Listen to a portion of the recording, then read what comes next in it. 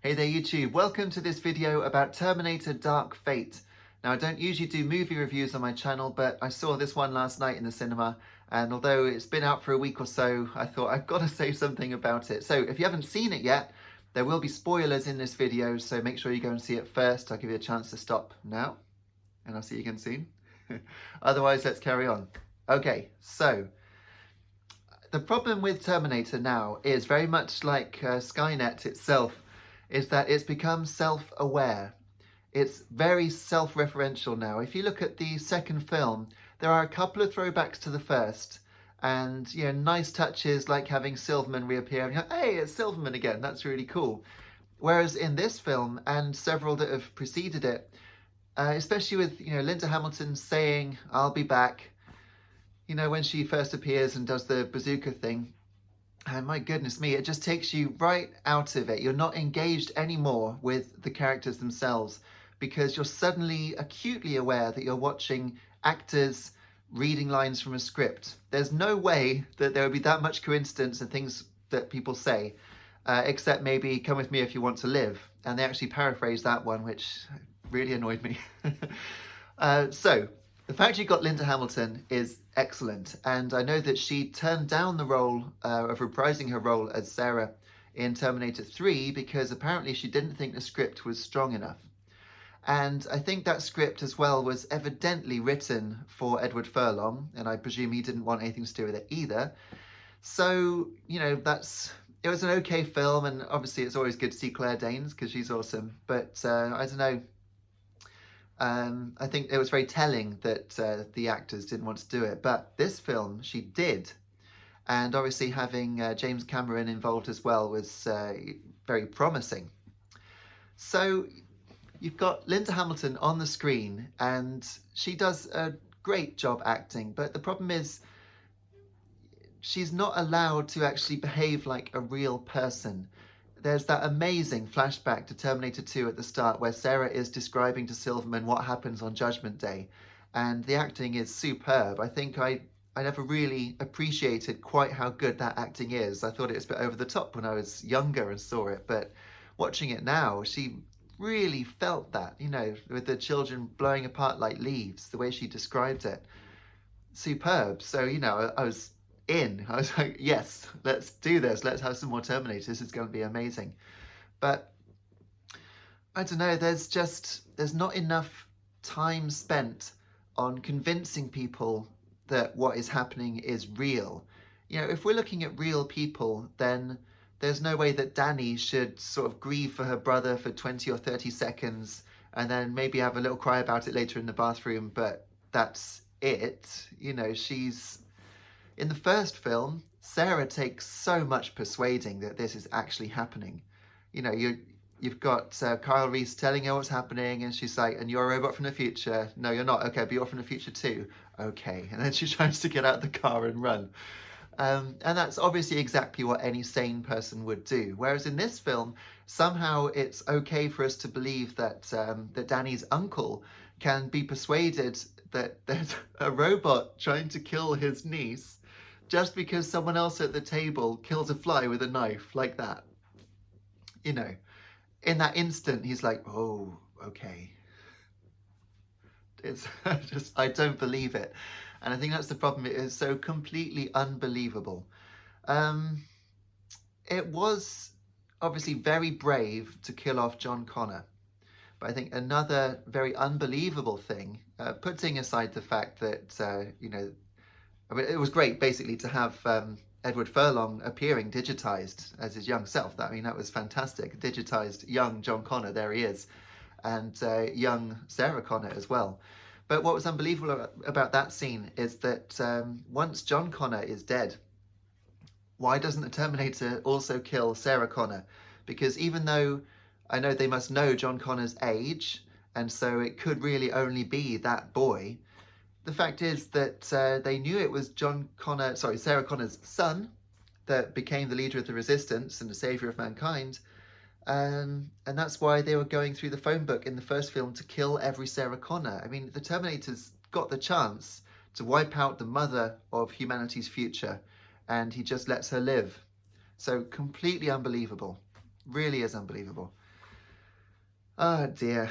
So, I mean, there were some good bits that did make me laugh, I suppose, where Sarah swears that she's never ever going to call Arnie Carl. And then at the end she said, God damn it, Carl, wake up. You know, I was with her on that. I thought that was quite funny. But it's too much emphasis on jokes, and it just never felt like real people. You look back at the first Ghostbusters film and the way that everything was sort of done on location, and it really actually looks, not just feels or sounds like, but looks like real people who don't really know what they're doing, and they're playing it by ear and just making it up as they go along, and suddenly thrust into this ridiculous situation where they have to save the world. And because it looks so real, you can get in with that.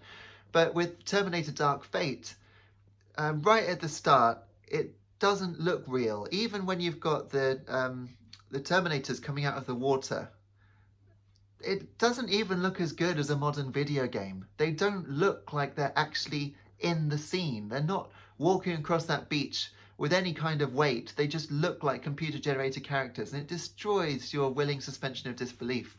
Whereas in the first Terminator, obviously special effects were in their infancy for films, and so the few bits that they did with stop motion really stand out as stop motion. So they used it very sparingly. The rest was all done in scene, with sort of metal puppets and stuff, and it still looks amazing. You've got the Terminator standing up from that wreckage of the fuel tanker, and just looks sensational.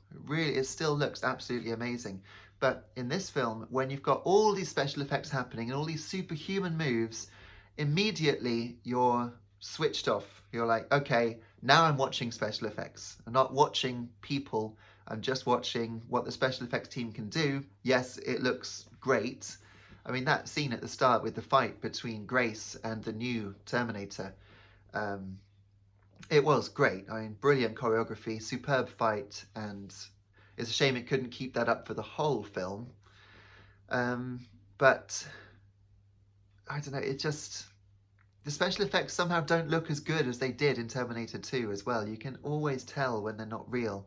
There are some great shots, like when the new Terminator gets shot in the side of the head and the whole scene tilts, the camera tilts. And you really feel that, and that was a brilliant sort of vertigo moment. So, there are some great touches, some really good bits, but for some reason they just can't capture that old feeling of realism. The basic concept of the Terminator is that you've got this almost unstoppable robot that is going to kill the character at any cost, and it will not stop until it's done it. And although there was a bit of that sense with the new one, it never felt like real people were running from it. So, I don't know if it's the quality of the actors.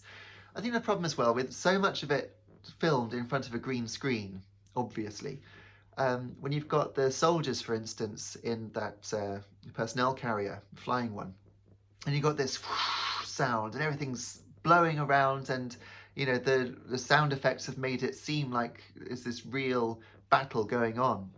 And yet when the characters actually speak and the general is commanding the people, it sounds like he did it in a much quieter room, because he's not bellowing against all this noise. He's just raised his voice a bit. And you never felt like the characters that the actors had been allowed to get into their roles enough. You look at Tony Montana at the end of Scarface, and Al Pacino said that he was on that set for, was it 3 days? It was several days filming that last scene. And he became trance-like. He was in a trance because he was in this chaos, this confusion, and this smoke, and this debris, and everything going wrong. And he became sort of manic because he was able to live that character. And you can see that, by the end of that film, Tony Montana looks completely mental, which is awesome, and that's exactly what it needed. Whereas in this film, everyone feels like they're trying to dredge up all this emotion, but because everything has been already pushed up to 11 right from the start, they can never achieve that. And by that I mean, at the end of that first scene, which again is too self-referential with the moving arms, you know, the factory and the hydraulic press, and it squashes the Terminator but doesn't kill it. And obviously that's like saying, okay, what killed the Terminator at the end of the first film, well, that's the start of this film, and everything from here is going to be ramped up from there. So, you know, we've started at 10 and now we're going up to 11, 12, 20.